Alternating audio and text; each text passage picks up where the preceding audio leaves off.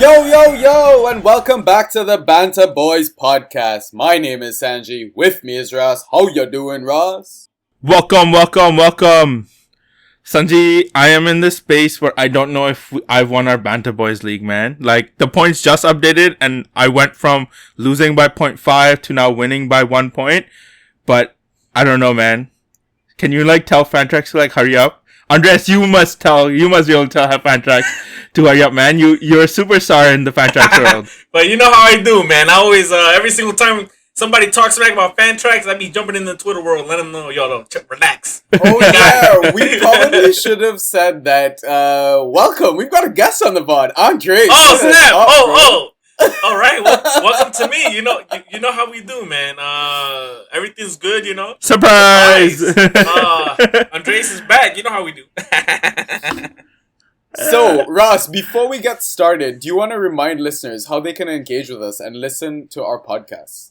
Yeah, for sure. So you can catch us on Twitter and Instagram and message us at BanterB. On Discord in the Draft PL channel, we are in Banter Boys #6585. Under Reddit, it's /Banter_boys. To listen to us, you can catch us on Spotify, Apple Podcasts, Google Podcasts, SoundCloud, and YouTube, all under the name of Banter Boys. Yeah, so season is done, guys.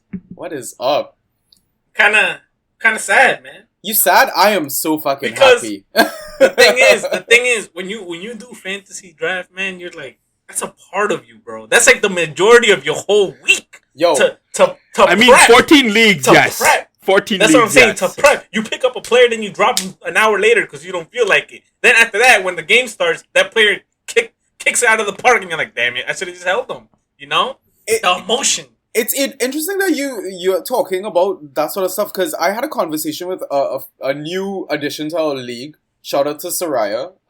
She was a new addition to our league draft game and all that sort of stuff. Really happy she played with us. And you know what? I'm pretty sure she's going to smash it next season as well. But one of the things we talked about was the fact that I feel like draft is different to OFPL in the sense that it's almost like you're building like a small family and a small community that you live with for like an entire season, right?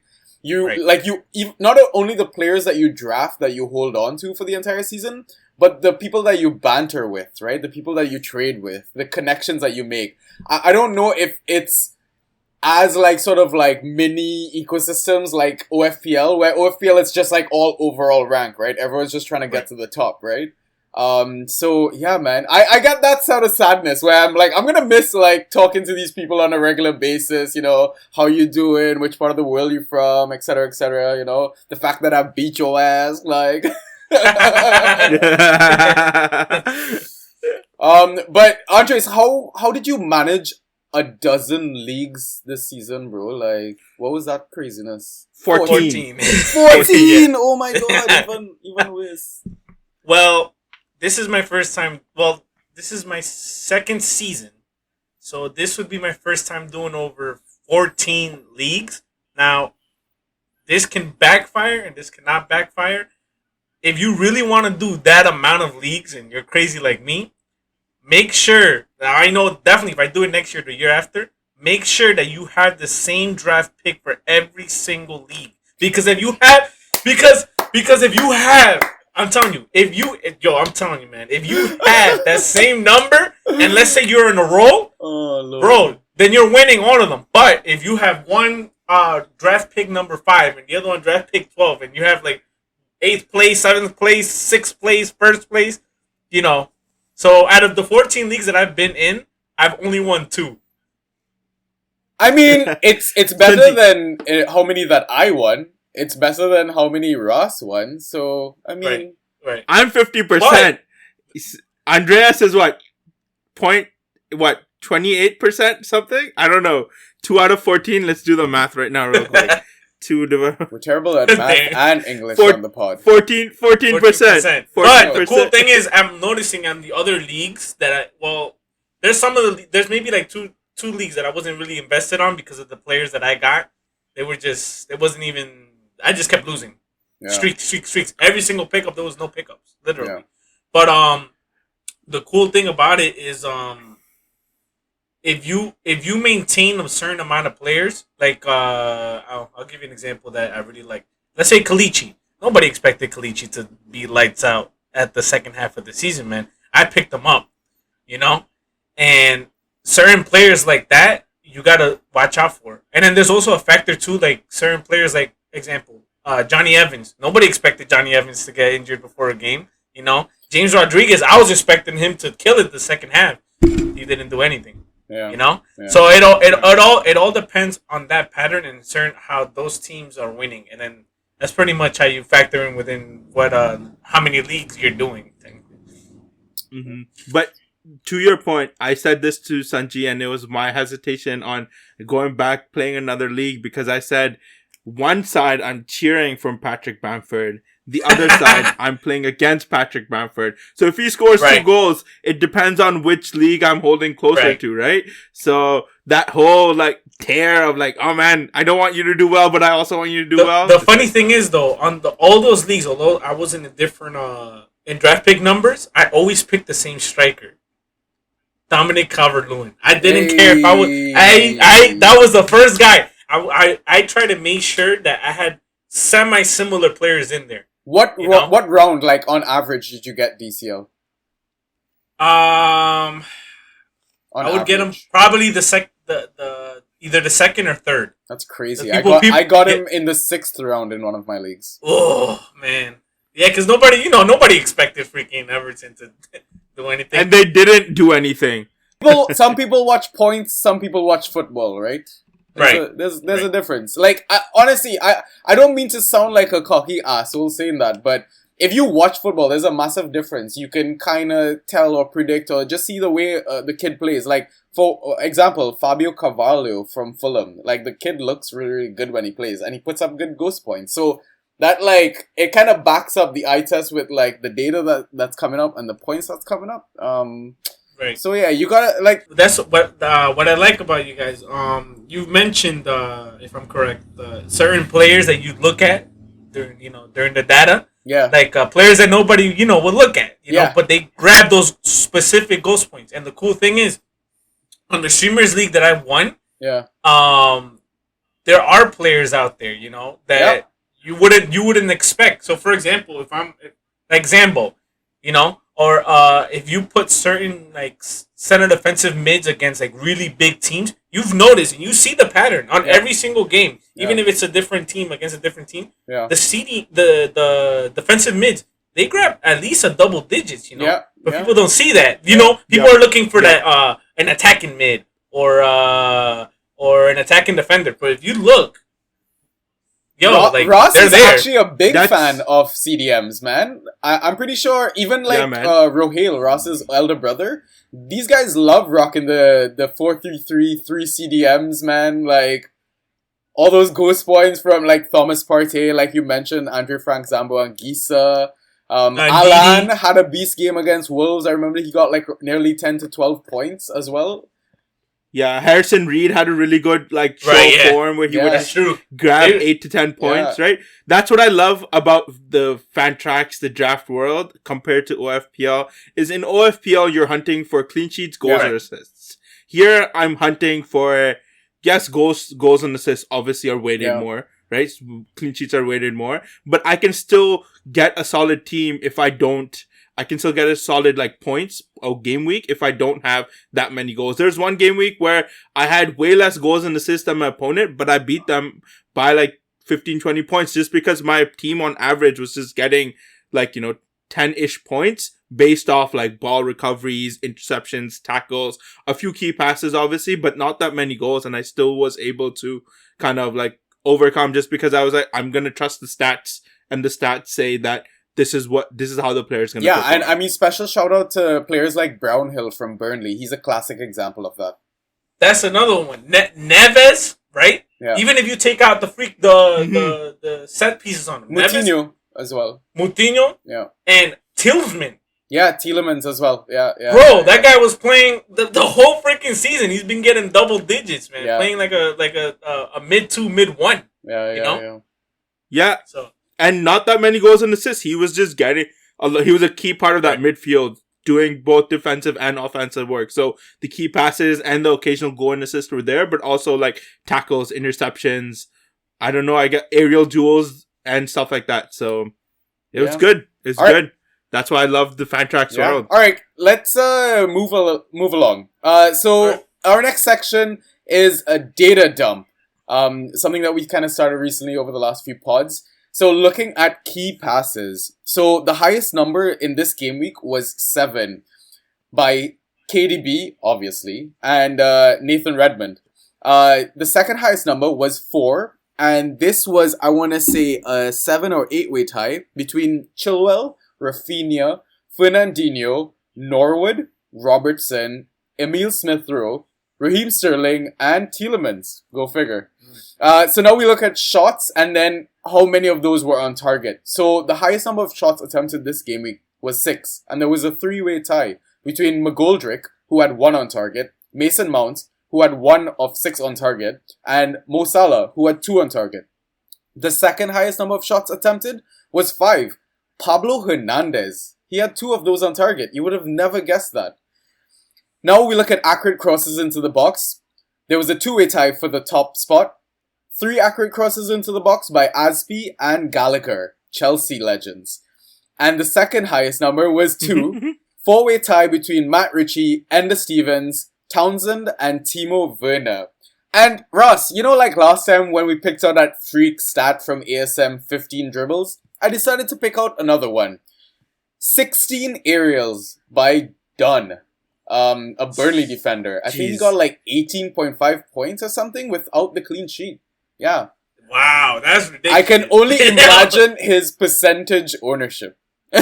Alright. 0? So, I don't know if we're gonna have like a first half, second half, halftime pint, because like I'm drinking, so like the pint is gonna be going throughout the entire episode. So, we're just gonna jump straight into league catch-ups, right?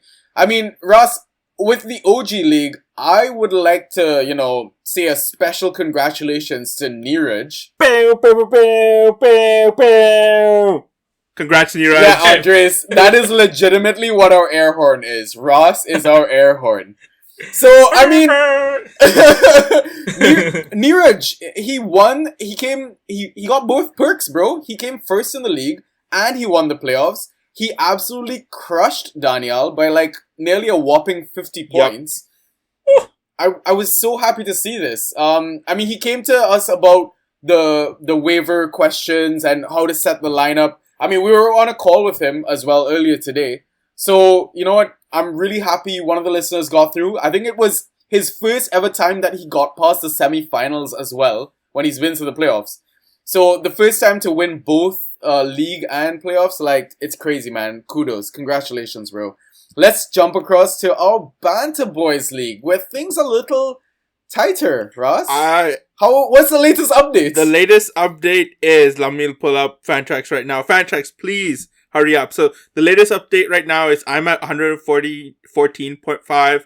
My opponent is at 82.75. I have approximately 22.75 points coming off my bench, and my opponent has 53.5 points coming off the bench. So right now I'm winning by 1 point. It's super close. A few minutes ago I lost by 0.5, but now I'm winning by 1. Like, I feel like they should just call it a draw or stop the count and give me the win. I'm fine with either one. Wow, man, that's crazy. Wait, for me, hold on, let me check. So on the Abi Gupta league that I'm in, I got first place with 15 wins in a row. Jeez. Wow. Yeah. What would you say was the secret to your success for those 15 wins? Let me tell you the team that I was having. Originally, I'm going to say my bench. Originally, I had Raul Jimenez. Oh, wow. So, you know, and I kept him just to make sure he came back, but he never did. He never did. Yeah. And then my bench is pretty much waiver wire picks like Fabio Silva, Bergwijn, Townsend, Rowe, and Daniel James. Oh, wow. Now, I think the catalyst for me was Harry Kane. Harry Kane, Kalichi and Nacho had Rodrigo starting, Tillsman, Redmond, Gross, and Albrighton, who was a little game changer. And then my defense was Ry Williams, Nelson Semedo, Cooper, and my goalkeeper was Henderson. So I love pretty that, much. I love that Rodrigo from Leeds pick though. Yeah. He came through in these last few game weeks. Yep. And I kept him on. I'm like, he's gonna do stuff, and he came at the clutch. Yeah, man, it's ridiculous. The guy freaking the past 4 game weeks he's played. He only played 10 minutes against May 8th against Tottenham. 13.5. 10 minutes. He had the goal, right? Yep, he had a goal. And then against Burnley, 26.5. Yeah. Played only 31 minutes. The bench with the 2 goals. That should have had a hat trick off the bench. That's ridiculous. And then Southampton, 15, 77 minutes, 1 assist. And then this game, May 23rd, 12.5, he got a goal, 44 minutes. That's a player, man. He just came at the clutch, literally. Yeah, he was supposed to. I think the claims at the start of the season was that he was supposed to take like the striker role from Bamford, but I think there's some injuries. Bamford just went ham, right? Bamford was playing for he probably had himself captain in fantasy, so that's why he was like, Oh, I had him too. Oh, I love Bamford. I ain't gonna lie, that's the real Pookie right there. There was a lot of doubt hanging over his head in preseason though, because I think a lot of people were like 50-50. Oh, he's gonna get frozen out. Rodrigo's gonna be the starting striker. But who knows with Bielsa moving forward, right? You never know with fantasy football. It always changes every year, just that slight little bit. All right, guys. So moving on to our last league, the Perfect 11 League. So Ross, I know we were I think 21st or something last time. So overall, I think we ended at 25th, which I'm okay with. I'm quite satisfied with. I know, Andres, you weren't part of this league, right? No. But I think compared to some of the names that we have around us, especially those in the community, right? I want to give a shout out to Zahir Strikers at Z Byant, right? Atlet Fantasy F, 22nd place as well. Above us, at Draft Tash, at Fantrax Bear as well is up there. The Draft Society is up there as well. Just below us, Draft Answers at Thunshot as well. So some big names in the community, right? So for our first season and our first try, not too shabby, Russ. I think we're doing something right, yo. Out of how many? What was the total amount for that? So last time we had checked it, I think there were when we checked the bottom of the table, there were 5 teams that were tied on 108th, right? So I don't know if there's other teams that are tied for similar spots. So I'm gonna assume it's 110 to 120 teams. So 25th, it's not bad. Right? First quarter, right? Yeah. Right. Yeah. So I can run through our final game week team squad. It scored 127.5 points. Kiko Casilla in net. We had Trent in the backline, Liam Cooper, Nathaniel Phillips, Andrew Robertson. In midfield, we had Mikhail Antonio, Jack Harrison, and Mason Mount. And then up top, we had Kelechi, Rafinha, and Sadio Mane. Nice. I really like the Sadio Mane pick. I'm not gonna. I did tell you, bro. I think we should get someone from Arsenal. Pepe did score the brace. I did suggest Odegaard, who got the assist for one of his goals, but. Yeah, you doubted Arsenal, man. They're on the up this week. Because I was busy trusting Liverpool, bro. I rattled off 4 Liverpool players. How can you even hate? Yeah, yeah. And I mean, while we're on the point of Liverpool, bro, kudos and cheers to us. We got top 4. Honestly. Okay, so I know we talked about this. I don't know if I mentioned this last time, but the stat on we were first for the first 18 games. First for the last 12 games, and that 8 games in the middle where we were essentially, if not last, second last or third last, but to come out and finish third despite all the injuries. Again, my bias, injuries, lots of injuries, there was that tweet Salah did in February where we're still champions, we're gonna play like champions, and that's what they did.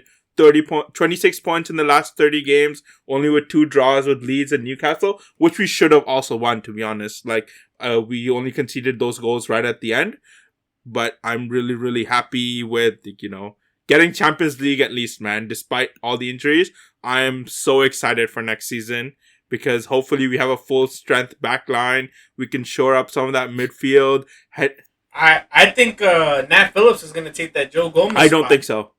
You Here's don't the think so? reason. Joe Gomez and Virgil van Dijk can keep a really high line, which is what Klopp prefers to play, right? Nat Phillips, though he's a very clutch, very key defender, he can't keep that high line because he's not as quick as Joe Gomez and Virgil van Dijk. Because the thing is that whenever you talk about who's the fastest player in Liverpool, it's not Sadio Mane, it's not Trent Alexander, it's not Salah, it's Virgil van Dijk or Joe Gomez. Those are the two fastest players in the Liverpool team. So that really helps keeping up the back, like the high line that Klopp likes to play with. And Nat Phillips, though he's a great last minute, last minute tackle defender, everything on the line and all that sort of stuff. He's got a great footballing brain, but he doesn't have necessarily the pace. He's got to get some gasoline on them legs. Yeah, exactly. Just put some nitrous oxide on him. There you go. Yeah. Guys, so looking at this game week, right? Were you surprised by any of the results? Looking at how the fixtures played out, how the teams lined up. Were there any surprise starts for you guys? The only surprise for me was the Sheffield Burnley. Yeah. Everything else everything else for me was pretty much typical. Leicester can do goals, but at the end of the day, Castagna is not a CB. No. Yeah, exactly. Mm-hmm. They're gonna get conceded regardless. So I'm not really surprised Spurs did that 4-2 on them. So I would like to give a shout out to Newcastle though. If you look at the EPL table right now, Newcastle, guess the spot that they're sitting in right now in the final table, guys. I'll give you each a turn, without looking at the table, hopefully. Where Newcastle is? Newcastle's 12th. Okay. I'm gonna say 9th. No, Ross is correct, 12th. But good guess. Still, I think that is an amazing achievement considering all the banter and all the shit that fans give Bruce and just, I guess, the injuries, I don't know, being in the relegation battle for a bit. They probably went on a really great run towards the end of the season to kind of and I was reading that every spot they move up is extra £3 million. So good for them. Now they're getting some money. And I want to say that they pretty much came top of that second table, right? Because the points difference between the club that's above them in 11th, Aston Villa, who's on 55 points, 10-point difference, right? So I would say there's that gap, right? Because if you look above Aston Villa, you got Everton on 59, Leeds on 59, Arsenal on 61, Tottenham on 62, and then, top four, etc. I think Newcastle could, potentially be one of the teams to look forward to next season, right? Because even though Callum Wilson is so injury prone, I feel like his goals to minutes ratio for this season was actually ridiculous. Yeah, ridiculous. Yeah. And it just seems that his goal contribution, or his percentage involvement, let's say goal involvement percentage, is also quite high. Pretty much that every time Newcastle score, he's most likely involved, right? Mm-hmm. And ASM, even though he can probably dribble 15 or 16 people in one match, doesn't kind of come across as the person who's going to score all the goals for them, especially if Willock is going to go back to Arsenal, right?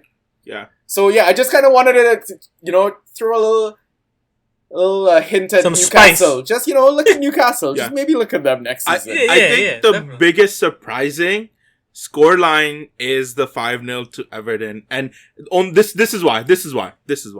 Everton are fighting for Europe. City aren't playing for anything. City obviously don't want to run too hard and kind of rush too hard because they don't want to injure anything. They still played a really strong lineup, yes, but at the same time, Everton are trying to play for something, and to get smashed 5-0 when you're trying to play for something, I think it's a bit embarrassing. Can I just say though, the fans are back, and if you look at the fixtures, I think 7 of the 10 teams that were home ended up winning their game. But City fans are pretty quiet. Pretty what, Ross? Please, insert said banter. Exactly. Sorry to hate on City fans, you did win the title. Would you like to use Visa or MasterCard? I would like to use... We're not that mean. We love all fans, all alike. Alright guys, I think now is a good time to jump into our Twitter questions. Russ? You want to run through those bad boys? Yes. Because I think Andres has a few tasty questions to answer. Oh gosh. Okay. And possibly perform, you know? So, first question we have from Tati and Dor. How does one manage 12 leagues? Best question mark. Best result? Question mark. Tati. Well, first of all, I want to congratulate. A shout out to Tati. He won the Super League playoff. So, yeah, that dude is a master, man. How do I manage 12 leagues, Tati? I look at you and I look at your picks, and then I'm just kidding. Like I said earlier, pretty much paying attention to the same amount of players that I have in the different leagues. And lesson learned, definitely make sure that you have the same draft pick in the other leagues so that you don't feel like going all over the place. My best result so far has been just 2 for first place. Was the Gupta League and the OG Streamers 85% below players. So basically, what I like about that league is you're not allowed to pick any player above 86% picked. Okay. So did we happen to help you at any point? Yes, there was a couple there that you guys helped me. I don't remember, but there was you guys came at the clutch. Okay. And unfortunately, the matchup that I faced today for that, although I already won it just because I had more over 100 fantasy points. I ended up losing the last match, but I still won. So, all right. But yeah, that's my result. Congratulations, man! That is epic. Thank you. All right, Russ. So I'm gonna skip the next question. I feel like we should have the next question right at the end. Next. I'm gonna move that right at the end. What if people stop listening? I think we should have it right now. Oh, okay. Guys, How about this? At the end of the list of the questions, let's get him to kind of think about a song, kind of plan out his jingle, while the other questions load up. Yeah, so we'll give him time. Yeah, so the question is if Andres can sing a song, short one, please. They don't want to listen to you for too long to celebrate the end of the season. Right, Andres, we'll let you think. So think of your song. Yeah, just think of the song. We'll come back to it. I might play a cold classic. That's all I gotta say. I mean, as long as there's vocals involved, that's all that the people care about. No, right? of course, definitely. Okay, so next question. We have from Louis Airman Louis. What players coming up in promotion are you looking at for next season? I think we got a suggestion actually from the community from Abhinav Gupta at Abhinav39 Gupta. Thanks for taking part in our threads. But yeah, he suggests Emi Buendia. That's the first one that came to my mind too. I was like, I'm gonna try to go for Buendia. He was that clutch player from the relegated teams that was just gets fine. He was like the Matthias Pereira of this season. Yeah. Right. Yeah. Right. What round are you guys drafting him in then? Ross, I'll let you go first. Man. 6th round. Ooh. Because people already know about him, right? We already know what he's gonna do. People already know about what he can do, right? But I mean, assuming that your rivals listen to the podcast, Russ, they might pick him up earlier now. Then they'll lose out on other players that might be available, at that time. So there you go. Andres, what about you, brother? Man, I'm gonna look at all of them Brentford players. I'm gonna look at all the Norwich players. Basically anything that has an attacking sense and goals points potential, man. Yeah. I mean, I do like our boy Todd Cantwell. I mean, he had a decent first season in the Prem, showed up with the random goal and assist, especially against Man City. And Man City just won the title. Yeah. So I feel like Todd has something to say again next season, This is what my nickname was for, because I would call him Todd Cannon Will Score anytime I picked him up. And I was like, sometimes he did, sometimes he didn't. And then when he did, I was like, Cannon will score! And then, clutch. I mean, Teemu Pukki is also another fan favorite. Yeah. But not sure if he'll have the desired effect that, likes of Bamford had this season. That's what we expect from Teemu Pukki, right? scoring like 16 goals, 17 goals, something like that, right? Mhm. But it just didn't translate. And I don't know. I know it's very early to say, and we don't have like lineups, and anything can happen. God knows, another pandemic. Knock on wood. It doesn't happen. But if we had to make early predictions for the teams that will, get promoted and potentially stay up or get relegated, do you guys want to shout a couple of clubs? Maybe Norwich stays up, Crystal Palace goes down. Anything? Any sort of guesses for next season? I know it's pretty early.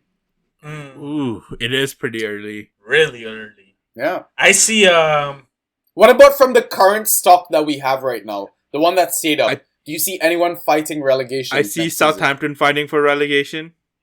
Yeah, that's one right there. I feel like they're gonna lose some players this summer coming up. That's what I think. I think who was it? Bertrand or Van Rijn? Yeah, Ryan Bertrand. Yeah. He's talking to some clubs right now. And Danny Ings too. That's another one. Yeah. That he might be leaving too. Wolves have a strong team, but losing Nuno will be definitely tough. It's a big loss, man. He's going to be one to get adjusted to, right? So, like, they still have a strong team. They have one of the top strikers, hopefully coming back strong. They have a really strong pairing in that Portuguese kind of lineup. But at the same time, I feel like a lot of these players want to eventually move on to a bigger club. So it's a matter of, like, will they do it now, or will they, like, have another good season with Wolves and then try to make that bigger move? Yeah, Burnley keeping Sean Dyche would be like one, I think, reason I'd say like Burnley could potentially finish above Wolves sort of thing. Like, even though, like you said, Wolves have an amazing squad, but that Nuno factor is massive. Yeah. I'm still gonna stick to my like original pick from like last season of Crystal Palace. 100%. No Roy Hodgson, a bunch of players like on their final part of their contracts, like right. Yeah. There's a lot of uncertainty, and the Eze injury, right? Mm-hmm. Going into the new season. Losing him, yeah, that's a big factor. Yeah.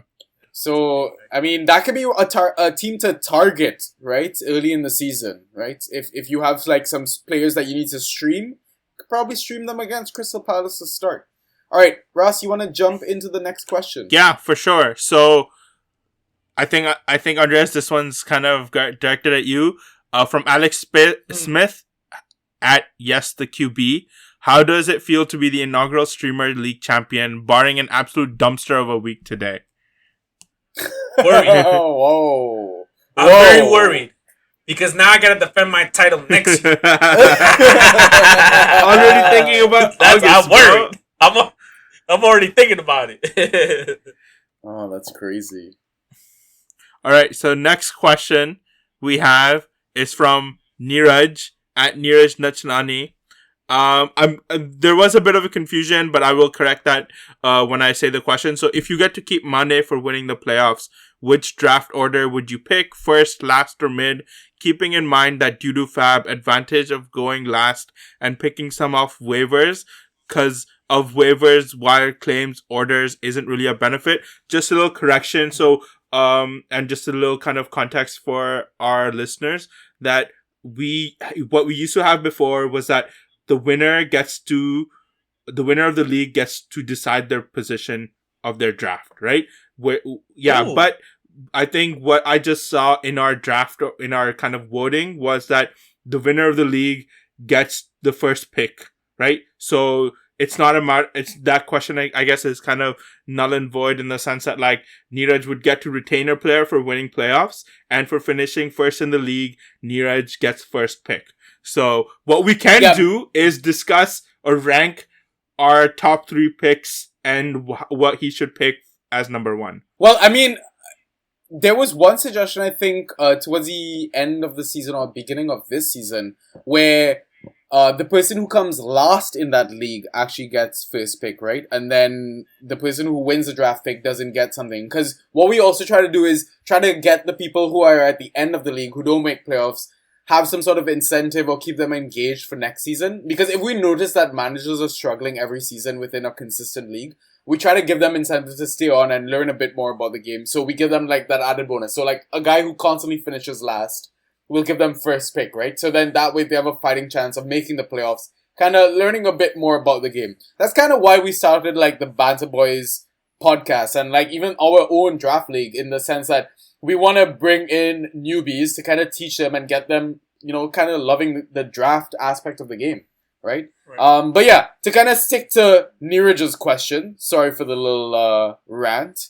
Top 3 players. Andres, I'll let you go first, mate. Who would you go if you can already keep Sadio Mane? Who are the top 3 players you're gonna go for? The top 3 players? Man, I'm gonna have to go with I'm gonna have to go again with Rafinha, man. That's the first one I want. Although there are other better players out there, I feel like Rafinha, even if he doesn't score, the guy gets double digits. That's what I want. You know? For my second one, probably if I had the opportunity, I'll probably get Mo Salah just because he complements with Mane. And the third one, I would have to pick up DCL again, man. I don't know. I just like the guy. I feel like this season coming up with the new transfers, Everton are gonna do it again this time, right? So let's see what happens. So wait, are these your like picks for like first round, second round, third round? Right. Okay, so what would be your picks like overall in the entire draft? Like you had like, first top 3 pick. players that you're going for. Yeah. Like if I had first Yeah. pick. Yeah, what are the top 3 players you're gunning for? Oh wait, Bruno Fernandes. I'm like, wait, all right, Bruno Fernandes. Yeah. And then now this time, if I can't get Bruno Fernandes, I would get somebody else. Yeah. So what's your top 3 like all together? Like if you can't get Bruno, who's on next on your list? So then Kevin De Bruyne. And then who's next on your list after that? Ooh, Ross, I really want to go second. I would have picked Kane, but I don't know what he's gonna do. Okay. I don't know where he's gonna go. But my third pick would be Mason Mount.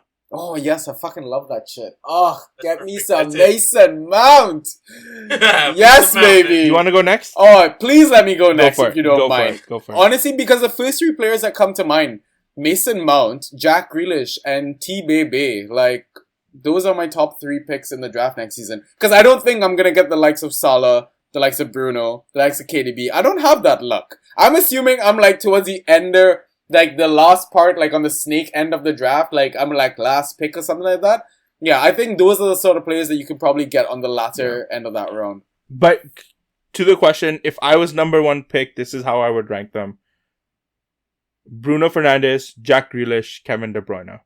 Jack Grealish second because Bruno because Kevin De Bruyne KDB gets injured all the time. gets injured, gets rotated because obviously Pep wants to push for like, European spots as well. I guess he'll have the likes of Harry Kane up front, maybe, possibly, we don't know. But at the same time, Jack Grealish is Jack Grealish. He is a stone cold player. He does he will do whatever he wants to make his team. He will do what he needs to do to make sure his team wins. And Bruno Fernandes because of the fact that like United are going to heavily invest to get a striker and to build their front 3 in front of Bruno Fernandes. So I feel like they'll have better options. Not saying that Cavani and Martial are bad options, but I'm saying that get better options, maybe the likes of like Sancho or like, maybe even Harry Kane, who knows? But I feel like they're going to spend to get someone who can like, if Bruno gets 18 assists, who can you get those 18 assists to? True. So yeah, those are really good picks, guys. All right. I mean, I try to be a little different with mine. Because I think we looked at both first pick and like last pick. What about mid-range pick? Is there any sort of players you think you can get mid-range? Ooh, there's a couple. Heung-min Son if he Maybe stays. Yeah. Oh yeah. Rashford. Okay. Right. Tielemans, I'm picking him. So yeah, That's- you know what? I asked Ross this, I think on the last episode or 2 episodes ago. Would you take Tielemanz before Maddison? I would. Yes. Yeah. Yes, 100%. Yeah. 100%. Because it's like that CDM ghost point stuff that we talked about earlier, right? But even towards the latter end of the season, we saw him taking like set pieces, and he takes the odd penalty as well when Jamie Vardy is not on the pitch. So And he's taking them while Madison is there. That's another thing. that's another big. thing. Yeah. Yeah. That means the value of Madison is lowering. So it's not lowering, but it's just a transition due for him being, injured earlier in the season. An excellent point, because it's a perfect segue to what I want to bring up is over the next year or 2 years, we're going to have a lot of football. A lot of football. Euros, the regular season, Winter World Cup, the Champions League with the added fixtures format. So guys, when you're drafting next season, you might want to put that little asterisk over the player that you're willing to draft and check whether or not what his injury record is like, in previous seasons and stuff. Because if you draft a bunch of excellent players like KDB, Madison, Antonio, and all these guys get injured at the same time, you're not going to enjoy your season, man. You're screwed. You're screwed. Yep. You're screwed, right? Yep. So you might want to really think about that when we go into the next phase of football. And I know we have a 3-month break, but we're going straight into the Euros right now. Anything can happen. And La Copa America. Mm-hmm. There you go. Your South American and players, man. We're gonna have the winter AFCON this time around too. Oh man! So you lose the likes of Mane, Salah. Right. Who else? There's so many other players there from Kelechi, Ndidi. Ndidi. That's another one. Serge Aurier, Kouyaté. I'm gonna call players that you guys aren't calling. Oh man. Okay. I mean, anything else on Neeraj's question I could really pick to talk about is Fab. He mentions Fab. How was your experience with Fab this season, Andres? Was this your first season or? It was my first season. It was horrendous. Were you those managers that just spent all your money as much as possible, as quickly as possible? Yeah. Pretty much that, or I would let's say, I'll give you an example. Draft Genie offered me, I think it was 100 Fab for Rashford, and I had Rashford. Yeah. So I traded him my Rashford for 100 Fab, and I spent 160 Fab on James Rodriguez. Of course you did. See, okay. But it's a lesson. See, now, for next season, I'm not going to do that. I'm not going to give players for Fab unless it's something in 100 for Rashford is a good deal, though. I think so. Yes. Yeah, definitely. Yeah, for him, and he won the league because he stacked United assets. He had Rashford, Bruno, Shaw. He was stacked, and he just destroyed everybody in that league. But I mean, Ross, what about you? Any lessons learned from Fab? What are your thoughts on it? Because what I did in our league was I spent a lot of money on Tellez, and what I should have made sure is that if I'm trying to get Tellez, I spent $58 on Tellez, man. It was an obscene amount. But what I should do is make sure that if I'm 100% sure that this is player that's replacing the starter already, in this case Luke Shaw, have Luke Shaw already on your team. Because Luke Shaw was picked and then dropped and then picked up again. And I had a chance to pick him up before I got Alex Telles. So one thing to consider, and that's the other thing. Make sure any player that you're trying to get is gonna be a stone cold starter. If any spending of $50 plus dollars, make sure they're a stone cold starter, because then you'll regret picking them up if they only play 2 or 3 games. Same thing with what's his name, Doherty and Reguilon. We thought Doherty was gonna freaking play, and then look what happened. Yeah, Serge Aurier. Doherty was my 4th pick overall in one of my drafts. Oh man, wait till we get to the fucking draft review part of the pod. Yeah, we're gonna do a little reflection, guys. So before we move on to the last question, Ross, I wanna bring up the topic of emotional picks, right? The reason I say this is, Andres kind of reminded me he spent 160 Fab on James Rodriguez. That has to be an emotional pick, right? And the reason I say this is because I feel like as fantasy managers, we tend to either make, really sensible picks when somebody else is asking us about their team. We're very logical. You make X, Y, Z for sure. Bang, bang, bang, you're going to win. When we look at our own teams, I feel like managers, sometimes, not all, some managers tend to, be a bit more emotional. Man, I'm like, yo, this guy, James is my boy. He's definitely going to start. Or like Ross, yo, Luke Shaw, he's shooting key passes 3-4 at a time, yo. He's my boy. I'm going to start him. But he got negative 2.5 points in a game, etc., right? So, I'm not just going to call out players that has performed in the past before, but even maybe Reguilon, Ross. I feel like you have a bit of a soft spot for Reg, and that's possibly why you might have started him in a couple games. So yeah, I'm just trying to. It's the eye test. Eye test. Okay. But do you kind of get my point about maybe the emotional pick, right? I make sure I have a Liverpool player in my first 2 rounds always. somehow, somewhere, I always try to make sure my first or second pick is a Liverpool player. Yes, they've played incredible football for the past 5 seasons, so it's definitely worked out. But when they don't play incredible football is when I'll be like, man, like, like it's obviously like, you can't go wrong with a Liverpool pick in the first, second rounds. But if you talk about if Liverpool kind of kept up some of that form that they had for like the 8-10 games in the middle of the season, and you're like, oh, like, would it have worth it to have a player like, I don't know, Sadio Mane or Bobby Firmino as a second round or third round pick, where you could have gone the likes of, I don't know, Rashford, Son, Jack Grealish, James Ward-Prowse, Yeah. So something to kind of consider for next time. But I have trust in my team, so.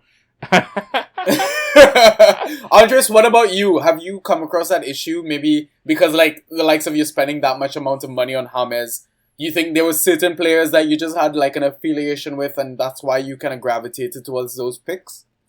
I gotta say, it was mostly for my defenders, because the majority of the time when I do a draft pick, it takes me a little while till I start drafting defenders. Mm-hmm. And I try to focus on getting, at least a semi-decent forward line and a semi-decent midfield line. So there'll be, like, defenders like, for example, Nat Phillips, man.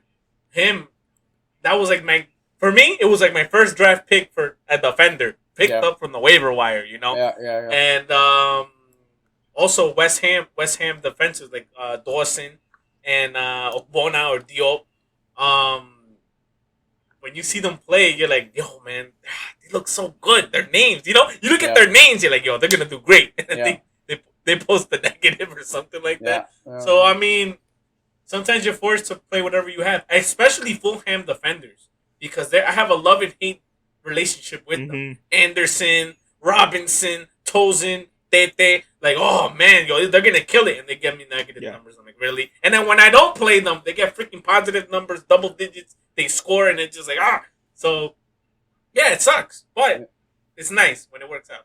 Yeah, it is nice when it works out, for sure. All right, Ross, let's move on to our final question. Well, yeah. So, thank you, Neeraj, and thank you, everyone who's asked questions so far. So, last question we have is from Leanne Gill at Lee Atong Gill.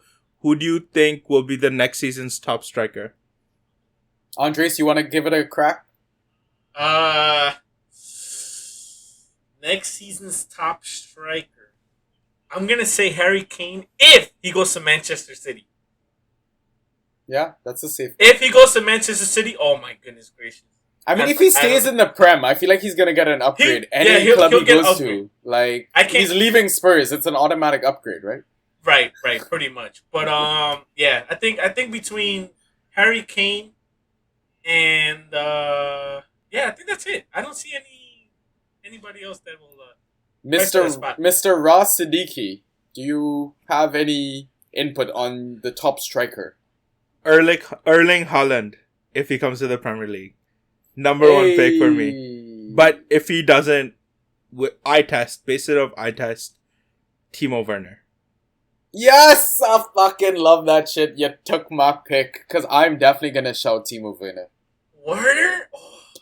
Eye test. Andres, I'm telling you, Andres, once this guy starts scoring goals, I just hope you're on board. That's all I'm saying. Alright, I'm gonna remember this. What's today? Timo Werner from Chelsea. I'm gonna remember this. Yeah. Come on. Yeah.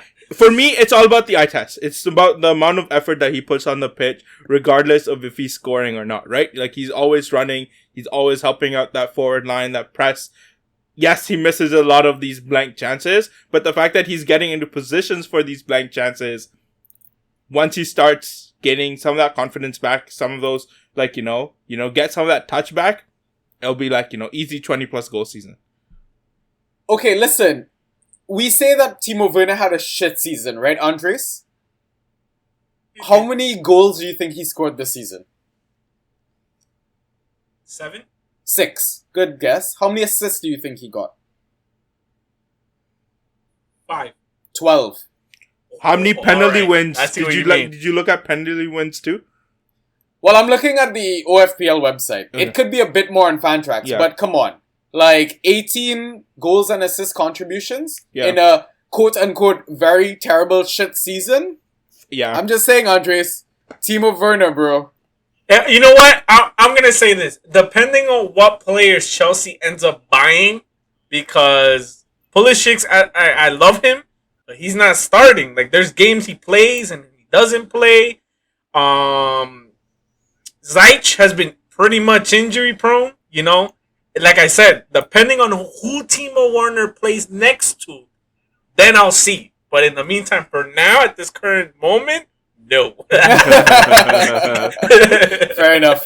Yeah. All right. But- So that is their Twitter question. But do we have our right? song picked out? So we had a question earlier. Oh my Thank God. you for Listen. the reminder. Oh, this is great. From Ben Carr's side, we had a question at Ben Chickens. Please, Andres, sing a song, short one, please, to celebrate the end of the season. All right, I'm gonna do a cold classic, and then from there I'll go from acapella. Unbelievable, Ben Chickens. I can't with you, man. All right, here we go. Do you want us to give you a countdown? You know, like a beat. Yeah, give me a countdown. 1, 2, 3, 4. I feel like I should have my lighter. Ay.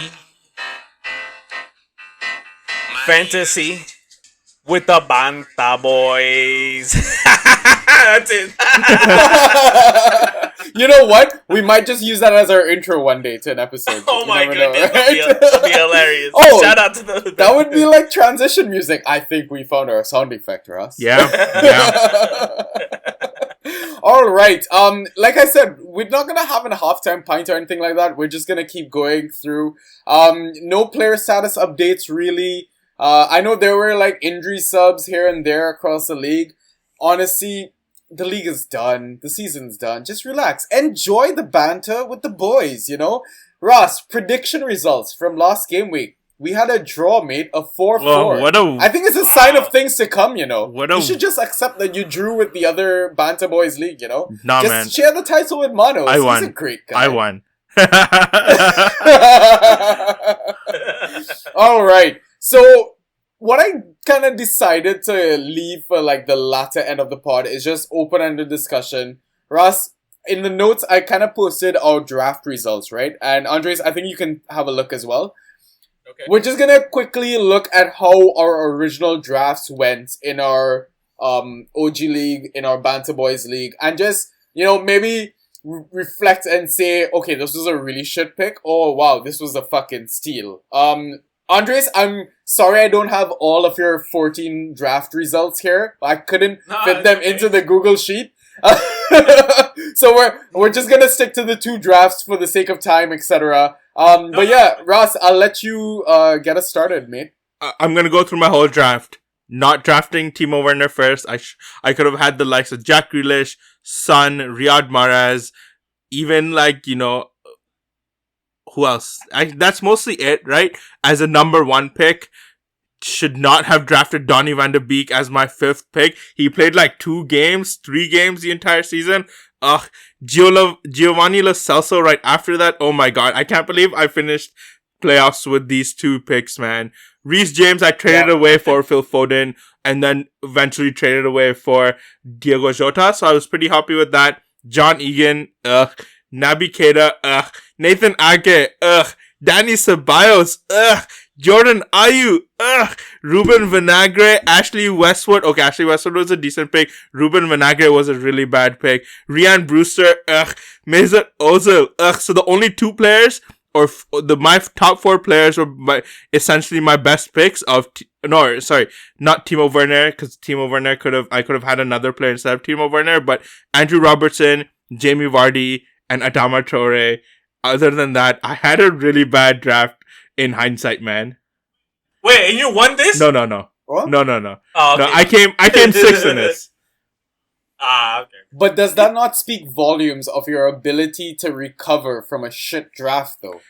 Oh, yeah. I Right? appreciate it. You know, people look at my draft and be like, how did this guy finish top 6? But like, you know. And that's why we kind of started Banter Boys League, right? Because we felt like, you know, we could kind of recover. We can kind of suggest good advice to kind of fix your teams up and shit. And look at that shit, Ross. That's fucking kudos, man. Because that is a fucking terrible draft. Like, Exactly. Only 3. Okay, Timo Werner. So, like, you know, like, not to the same extent as he could have performed. So like he could have gone down to maybe the third round, but like only Andrew Robertson, Jamie Vardy towards the latter bit was becoming like, very like frustrating to play and like frustrating to like, watch on the pitch. But like Andrew Robertson and Adama Traore, I held through, and as the Wolves injury crisis kind of like, became exemplified with Podence going out, Jimenez going out, Neto going out, is when Adama Traore really started to shine. But I look at this draft and there's only one consistent pick, Andrew Robertson. I should stick with my guts and draft solid Liverpool players, man. Oh, that's great. We can move on to my draft results. I would like to skip the first 3 picks. But tell us, please. Because I do have a reputation for making very terrible early picks. And you know what? I'm going to go back to the emotional side of the game, because the reason why I think I had a terrible initial set of picks is I didn't want to draft players like Heung-min Son, because, at Spurs and Jose Mourinho, like negative football. So I thought, I won't get players like this. But anyway, let's run through the draft results for me. First pick, Anthony Martial. Oh, God. Hakim Ziyech, second pick. Matt Doherty, third pick. James Ward-Prowse, fourth pick. That's a good Sergio pick. Aguero, fifth pick. Thank you. Willy Boley, sixth pick. Leandro Trossard, seventh. DCL next. Timothy Castagne. 8? Wow. Yeah, Jack Harrison in 10th round. I was really, really proud of that. Was hyping this guy up all preseason and managed to draft him in both my leagues. Then after Jack, Oliver Norwood, George Baldock, Miggy Almiron in 13th round, Charlie Taylor in the 14th round, Marcus Alonso in the 15th, and in the last round, Semi Ajayi. I mean, again, Ross, I think I'm in a similar situation where I want to say first 3 picks for sure, absolute trash. Sergio Aguero, I held on way too long the entire season. Again, I think that was an emotional hold his last season. Oh, he's definitely gonna, smash it. Yeah. I was fed up of Leandro Trossard and Potter's roulette. I dropped him in our league because I there was at one point where he was either benching or starting, and I couldn't get enough starting players. Yeah. But I mean, I think I had some solid late draft picks, right? Like DCL, Castagne, Jack Harrison, Miggy Almiron, Charlie Taylor. So I think those guys kind of propped me up. Definitely Jack Harrison, for sure, propped me up throughout the entire season, right? Yeah. And yeah, like you said, earlier picks that we should have made was like Jack Grealish, right? Marcus Rashford, Kai Havertz maybe now that, German coach, he looks like he's gonna hit some proper form. He looks like he can almost score a brace every game, right? Even Luka Dean, I could have gone as my first pick, and I think that would have been a better first pick than what I went with originally. Yeah. Andres, do you have any sort of feedback based on what you're seeing? What I've noticed, the ones that you picked, Silence of the Lambs, you pick up defenders very, very early, especially that third one with Matt Doherty and Willy Boley on 6. Normally, if it was me, I would probably start looking for defenders at round 8. Okay, Andres, let me ask this. You could pick up Trent Alexander-Arnold, or you could pick up Raheem Sterling. Timo Werner. Or Raheem Sterling. Who would you pick?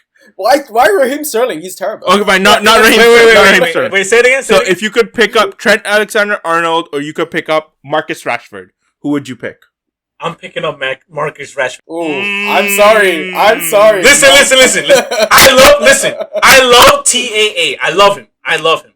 But I just can't. I can't have no striker. I can't have a striker not there. Like, I understand that, TAA attacks. He does set pieces, blah, blah, blah. But I gotta have a forward there, man. It's always gotta be a forward first for me. Forward, mid. Like the first 3 rounds, forward, mid. That's like my philosophy. Because by the time you go to the second round, there's starting to see barely any more forwards. And then you're screwed. You know what I'm saying? So now you gotta rely on TAA to get numbers like a forward when the forward scores. You know what I'm saying? Yeah. But, I would pick up Rashford. That's a really good point, man. Yeah. He's definitely going for like those nail goals, those nail assists, right? And that sometimes could make the difference in like a playoff matchup, right? Right. All right, Ross. I think we can look at the second set of draft results now. So this was from our Banter Boys League, and Ross, I believe that we did this draft after the OG draft, right? Yes, and we did. I'm not gonna lie, you could tell we like reflected on our first draft, and we're like, okay, we made conscious, better decisions. I think in this draft. Yeah. All right, Ross, I'll let you kick us off in this one. Sadio Mane, number 1 pick. Like I said, first 2 rounds in the original draft, I went for Robertson in my second. You know, I always try to get a Liverpool player in my first 2 rounds. Sadio Mane, Christian Pulisic, Paul Pogba, on and off, but towards the latter end of the season, you know, came in really clutch. Matt Doherty, I think we were all just kind of hyping him up from like his Wolves season, and be like, he's coming into a Mourinho team. He's gonna have clean sheets, and he's gonna play in like, you know, like with like the likes of Harry Kane and Heung-min Son. So yo, like, it was that freaking drawing from like that Amazon thing, that sketch of that tactic that Mourinho had, where he had like that wing back attacking like the attacking midfielder. I think that's what got in my head, man. Yeah, exactly. Dwight McNeil, maybe a bit higher, but I think he's a Stonewall player. Spot. I think that's a good spot. He did good. He did. That's a solid spot. Alexander Mitrovic, I don't know why Scotty P didn't kind of yo, I'm gonna call that an emotional pick, man. Like, cause you love your Fulham boys. Okay, round 7, Joao Cancelo. Big pick. Big pick, did not stick with it. Yeah. Right? 8th, Ender Stevens. I mean, he had a solid... Ender Stevens was one of the best fullbacks, right, in the previous season when Sheffield actually performed. So, I don't blame you for that pick. That's a good pick. Callum Wilson, 9. Again, solid. like, I know, Andreas, you were like striker first, but I got Callum Wilson as my 9th pick, that's good. That's really good. Nathan Ake, I guess it was... Because I think Diaz came after this. So, that's kind of what it was. Daniel Podence as my 11th pick. Before he got injured, I thought he had a really solid season. Yeah. John Fleck, you know, again, going off of last season's results.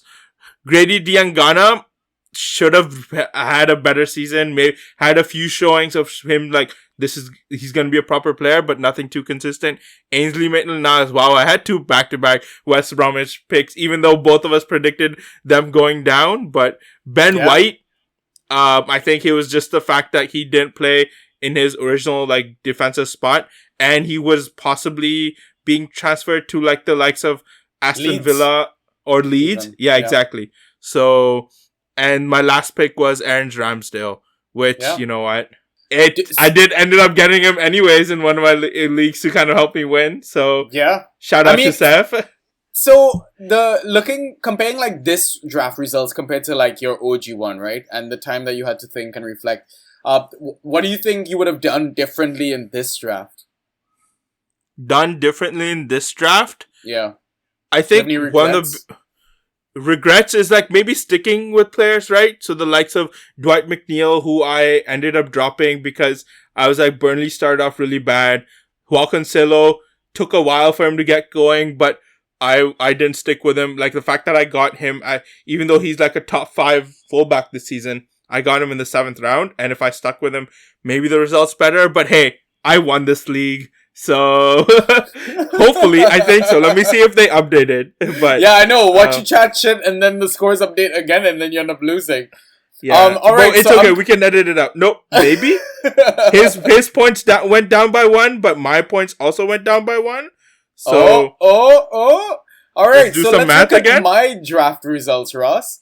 So in my first pick, I went with Timo Werner, and by the way, we never even mentioned like draft positions. They were like similar draft positions for both drafts. Like Ross was 5th and 6th, I believe, in both drafts, 10-person league, and I was last pick for both of them, right? So I had like the last pick for the first round and the first pick for the second round because we do snake order typically. So my first pick, Timo Werner. Right, my Chelsea boy ended up doing really, really well in the season in the end. Jack Grealish, oh my god, what a pick! As like in the second round to get Jack Grealish, I thought I was really lucky. Like middle of the season, James Maddison.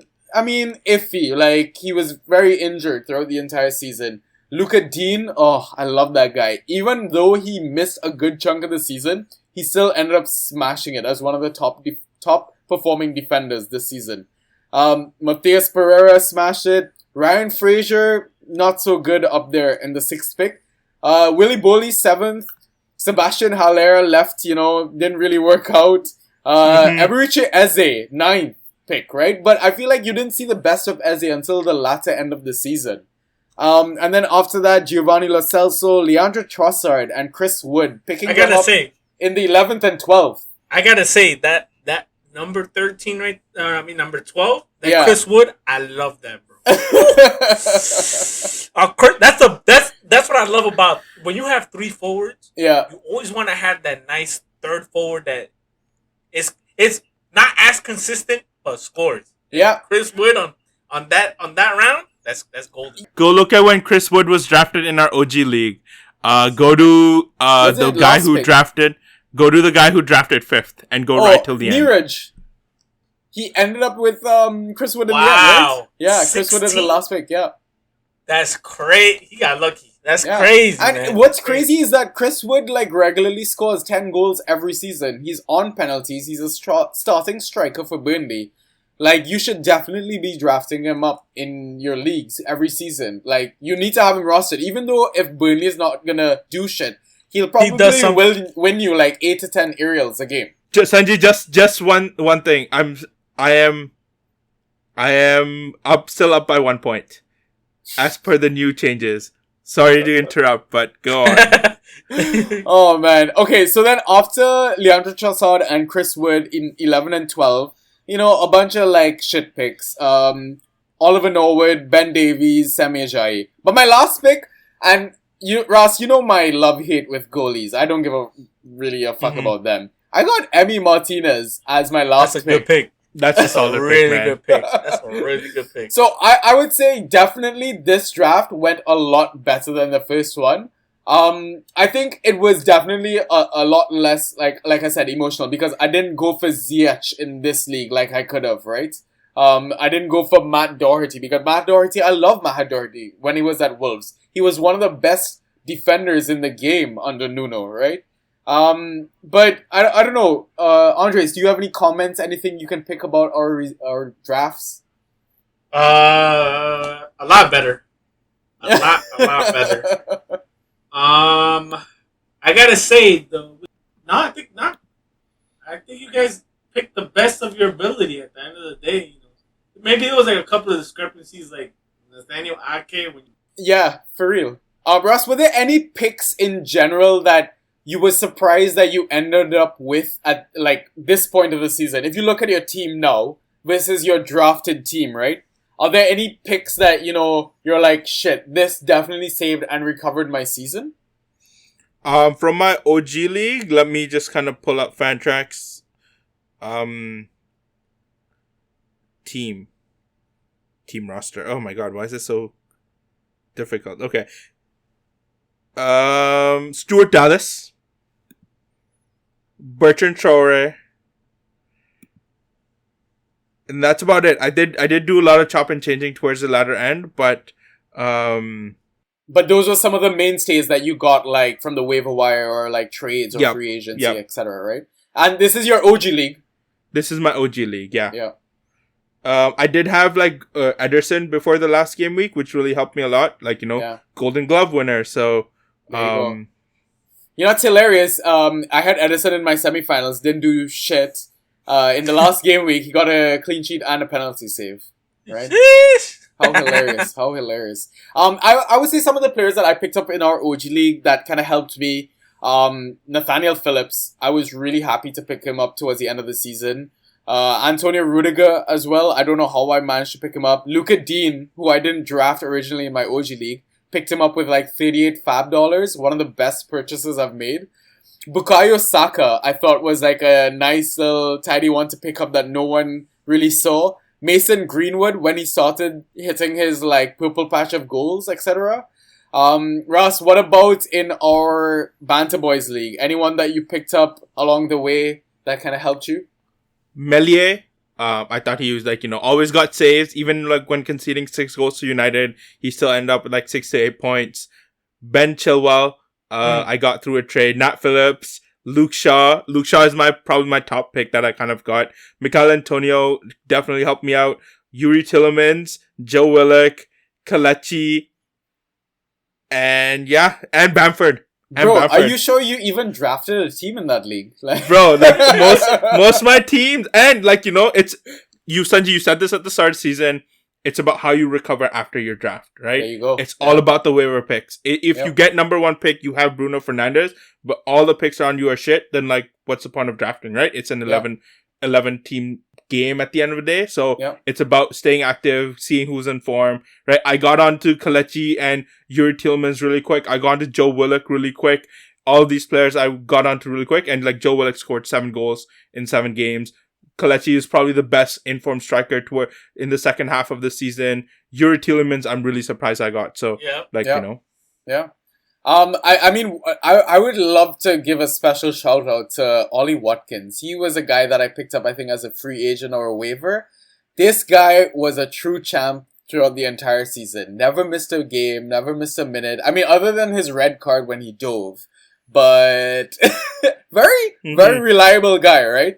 Ended up on 14 goals and 9 assists in your first season in the Prem. That is smashing, mate. Absolutely smashing. Especially when Jack Grealish missed like a third of the season. That's crazy. Absolutely crazy. He loves scoring against big teams, man. Big team killer. Big team scorer. But yeah, that's all that we had planned for the, discussion, the fixtures, yada, yada, yada. I don't know. Is there any extra news, Ross? This is your final pod for this season. Yep. Right? You're taking a 3-month break, surely. Yeah, man. Yeah. I wrote down some questions and I thought there'd be good ones to see if y'all can get the right answer. I don't know if I have the right answer, but just things I heard during this last game. Sure. Is this like a pub quiz? Are we signing off with a pub quiz? Let's start off with a pub quiz. Yes, Here we go. Yes, let's do it. All right, go ahead. All right. Okay. So first question was, and you guys can write down your answers and then we'll kind of come back to them, right? All right. I don't want to. Go ahead. Scout system, right? Honor code or whatever. Who scored the 1000th Premier League own goal? Premier League own goal. Like through the span of the Premier League, who scored the 1000th own goal? Yeah, I'm just gonna go someone wild. Let's go. It happened in the last few game weeks, just as a hint. Oh, damn. Alright, I think I got mine. Who is that? Okay, I'll go with that. Sure. Alright, okay. Second question. Who scored the first goal for this game week? Bonus points if you can guess the time. The first goal of this game week. Of this game week, yeah. Who scored the first goal, boy? Who scored the first goal? I was watching everything today too, Dang it. Now it's gonna be stuck in my head, alright. Oh, I think I know who. Yeah, I think I know who. Okay, let's go. Wait, bonus points if what? If you guess the time. Plus or minus 3 minutes. Oh, wow.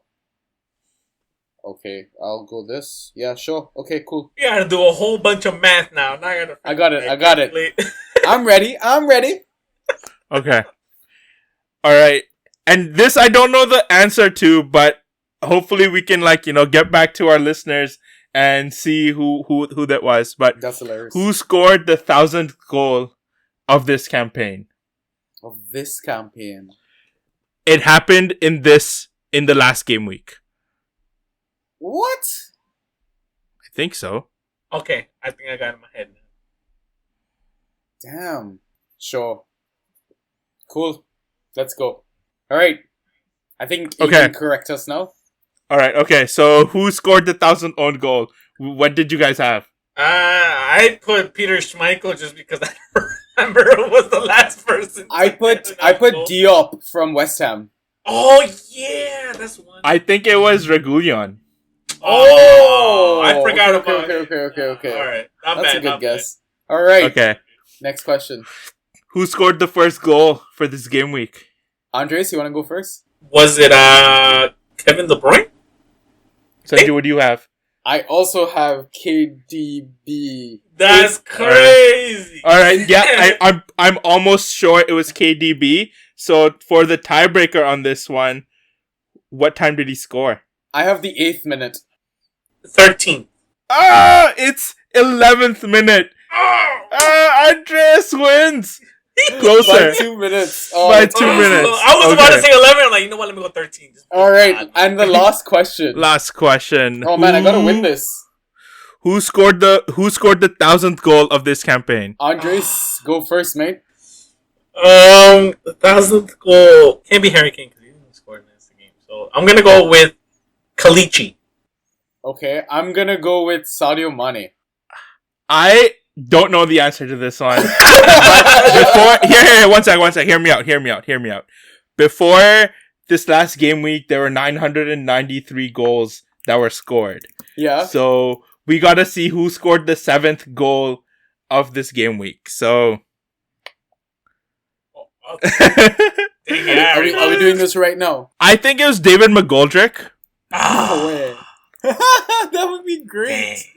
That would be great. And he scored in the 24th minute. 1000 goals. That's crazy. It might be on Opta Joe. David McGoldrick. Yeah, he scored the 1000th. It's on Opt. So you can find it on at Opta Joe. They do these little milestone tweets and stuff like that. So yeah, David McGoldrick. Yeah. Yeah. Nice. I heard that during the commentary, so I really thought it was David McGoldrick, but I was like, I want to make sure I'm right. I don't want to give it to one person or the other. But based off our results, Andreas wins. Yeah, Right. Andres wins. Yeah. Well done. Right. Man, I'm not winning anything this season. Good God. Sanji, you won our hearts. Oh, thank you, buddy. I hope so. Man, Andres, before we, I guess, you know what? Before we get to final remarks, closing statements, Ross, do you want to remind listeners how they can engage with us and share our podcast? Yeah, so you can message us on Twitter and Instagram. Our handle is @BantaB. You can catch us on the Draft PL Discord channel. Our username is BantaBoys, #6585. On Reddit, /Banta_boys. You can listen to us on Spotify, Apple Podcasts, Google Podcasts, SoundCloud, and YouTube under the name of Banta Boys. This was sponsored by Banta Boys. All right. Andres, this is the first time you said "all right" this whole episode, bro. All right. I remember, like, all right. You see such a big thing in the last one I heard. That's my what's it called? That's my catchphrase. I completely forgot. All right. Andres, man, do you have any sort of live feedback that you can give the Banter Boys? Because it was our first season, right? So is there anything that you would like to see, shit that we should never do again? Like, you know what, we're open, the floor is open, you know, we'd love to get some live feedback. We try to improve every day, every game week. So yeah, floor is yours. Nah, man, I think you guys are phenomenal, man. The only thing I would say is, don't put that alarm when you wake up in the morning to look at those lineups, because you ain't gonna sleep after that. Pretty much. Oh, but man. besides that, man, you know. Yeah. Thank you so much, man. Yeah, it's honestly been such a pleasure recording with you, Ross, meeting community members like Andres. And I hope it just gets better and bigger. The community just grows bigger from here, right? Because I think like the draft community is a special community. It's not as big as the OFPL community, right? And if anyone wants to get started with draft, we would 100,000% recommend it, right? You get to meet crazy characters like Andres, like Ross. Hey, listen, don't you guys forget. Y'all better invite me to the Banta Boys League, alright? I'm waiting for that invite so I can beat you guys. Yeah, so I mean that's another thing we gotta set up as well, right? Maybe have open invites to people from the community like Andres or like new members that want to get started. We would love to set up leagues and, you know, introduce you guys to the sport in general. Because it's definitely one of those things that during such a difficult last 16 months with the pandemic, fantasy football and games in general like this has helped people get through these difficult times, right? When you have limited contact with your loved ones, etc. So yeah, I mean, it's something that we always recommend as a hobby, or just to kind of spend time, get to know people. Fantastic thing to kind of just add to your life, I think, in general. Any sort of final statements, closing remarks, Andres, Ross? Go ahead, Ross. I'll go next. I just want to put a huge shout out to all the listeners who engaged with us, all the listeners who gave us feedback, gave us questions, anything and everything on Twitter, on wherever. Like I've said before, Sanji is the face of this podcast, but Sanji does from time to time check in with me, and I kind of see the amount of questions that we get on Twitter, on Instagram, on all these different platforms. So shout out to them, shout out to everyone who's listened and everyone who's kind of given that. We started off with as just hey Sanji, want to do a podcast? Yeah, sure, let's do a podcast on fantasy football. Down, bro, let's do it. And then now we are here. So that's kind of what it is. And huge special shout out to you, Sanjay, for carrying my ass through this entire season and keeping up with a lot of the work that I should have done my fair share of. And I promise I will do a lot better next season. I mean, now we got it on recording, so your ass is grass. I'm a witness. I'm a witness to all of this, so y'all know. I mean, I own my recording file, right? Oh, true that. That's well great. Played. Touche. This is why your head-to-head record is better than mine, So, Andres, final thoughts, final closing statements for the season. All right, man. You know how we do out here, man. We grind, we become the best, we do our homework, get ready for the next season. Shout out to everybody. Shout out to both of you guys. Be ready, because your boy's gonna shoot to 20 leagues next season. I'm just kidding. Let me stop. I might limit them. I don't know. I'm thinking on it. I'll see how it is. But yeah, man. I mean, if anything, now community members know to come to Andres if they want advice. You probably racked up a shitload of experience with these 14 leagues that you've managed, right?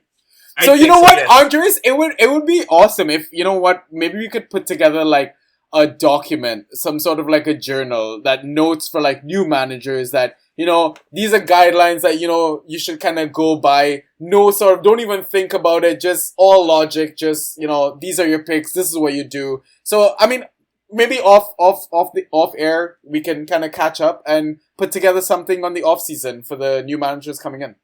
Yeah, I'm down with that, man. 100%. Right, let's do it.